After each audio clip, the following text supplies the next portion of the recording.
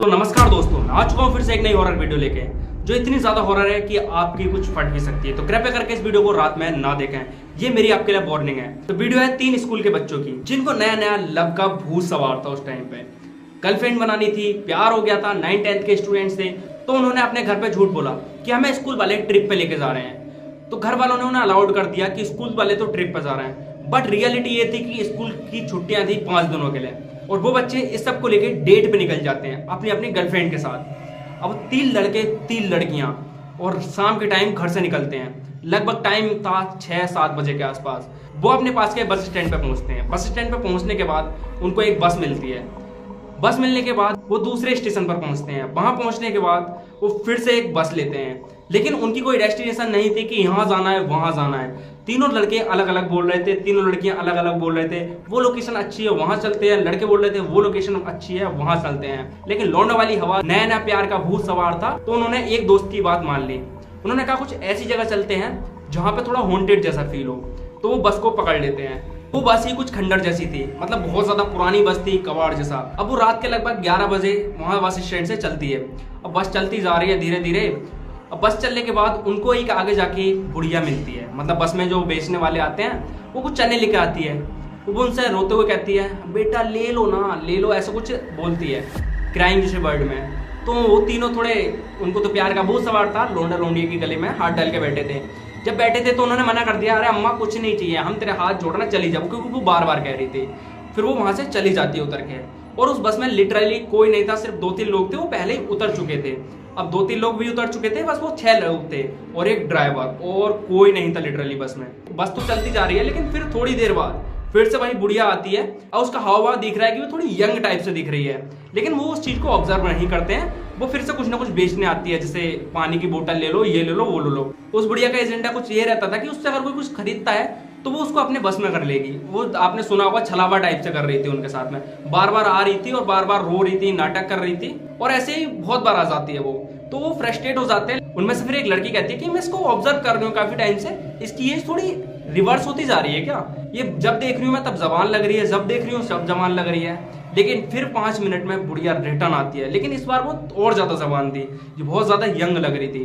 तो उनमें से एक लोंडा कहता है, लोंडा वाला दिमाग, हवस की खोपड़ी, अबे बहनचोद क्यों नहीं, बुढ़िया बार बार आ रही है, रात में अकेले हैं, एक राउंड इसी पे निकाल देगा। अब भाई इतने में थोड़ा मामला गर्म हो जाता है, बुढ़िया वापस चली जाती है।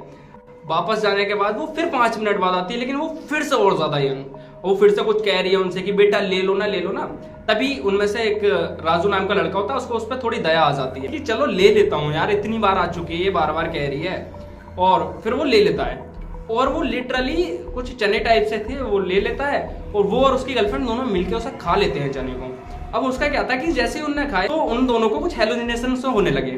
उनको कुछ अजीब सी चीजें दिख रही हैं अपने आसपास में, और उनको कुछ ऐसा फील हो रहा है कि कोई बुला रहा है, बहुत दूर से आवाजें आ रही हैं, गूंजने जैसी आवाज आ रही हैं। तो वो दोनों से कहते हैं, जो उनका नाम आदित्य और मनोज था, कि भाई तुमको भी कुछ आवाज आ रही है क्या, हम दोनों को आ रही है। तो वो कहते हैं अबे तुम्हारा क्या है यार, मजे करने आए हो, फालतू की चीजें सुनते जा रहे हो।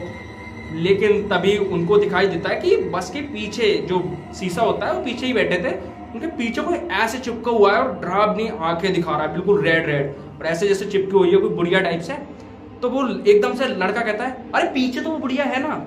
अब भाई वो एकदम से लिटरली शॉक हो जाते हैं, वो दोनों भी पीछे मुड़ के देखते हैं, लेकिन वहां लिटरली कुछ नहीं होता, मतलब कुछ नहीं होता। वो फिर से जो आदित्य और मनोज होते हैं, राजू को गालियां बक देते हैं, अबे चूतिया है कौन तू, हर समय ऐसी बाबरी बातें करता रहता है, अबे मजे करना है, मजे करना है यार। और वो लड़की भी अब थोड़ा डरने लगी थी, लेकिन जैसे जैसे बस आगे जा रही थी उनको वो और ज्यादा डरा रही थी।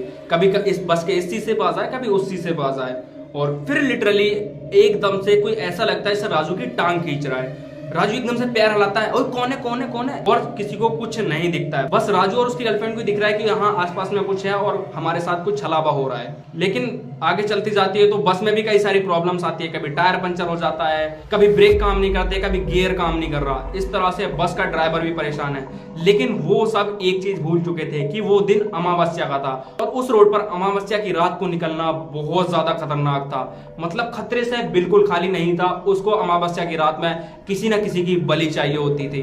तभी आगे जाने के बाद बस एक स्टॉप पर रुकती है, और वो स्टॉप भी लिटरली खाली, लेकिन वहां पर उस बस में एंट्री लेते हैं एक साधु टाइप से कुछ बुजुर्ग होते हैं, वो एंट्री लेते हैं और वो बैठ जाते हैं। लेकिन वो राजू और उसकी गर्लफ्रेंड की शक्ल देखते ही बोलते हैं ये क्या हुलिया बना रखा है तुमने और किस किस से लेकर क्या खा रहे हो। तो राजू और उसकी गर्लफ्रेंड और आदित्य मनोज सब लोग एकदम से शॉक्ड हो जाते हैं कि ये तो इसी बस स्टैंड से बैठे हैं ना, इनको हमारे बारे में इतना सब कुछ कैसे पता, किसने बताया। और फिर वो कहते हैं कि चुपचाप हिलना मत, तुम्हें कोई अगर बुलाने की कोशिश करे तो जाना मत इधर उधर को, और वो आपको डराने की भी कोशिश करेगी तो डरना मत बिल्कुल भी।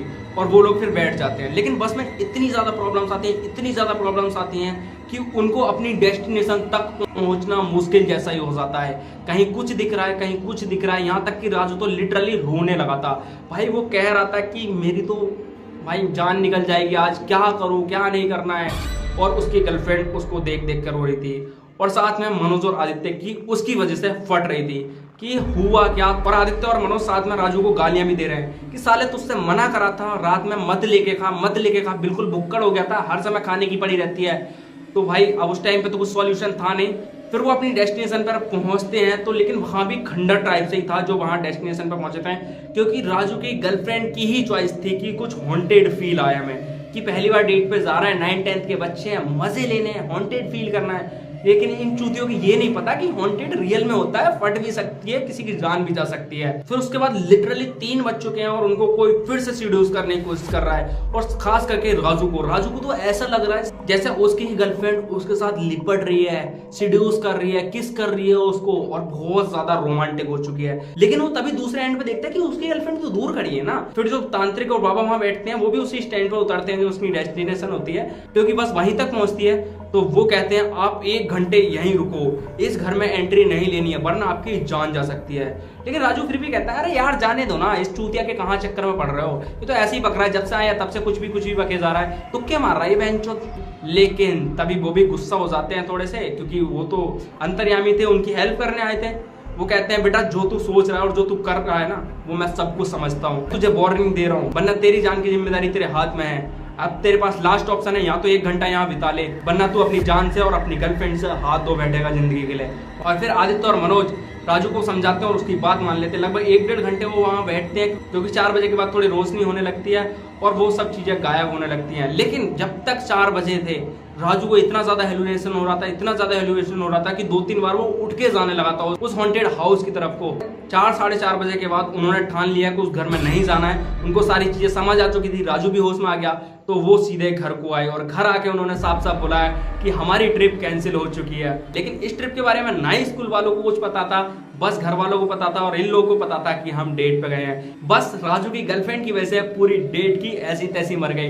तो गर्लफ्रेंड भी सोच समझ के बनाए करो। तो आज की स्टोरी यही खत्म करते हैं और मिलते हैं नेक्स्ट स्टोरी में, तब तक के लिए बाय बाय।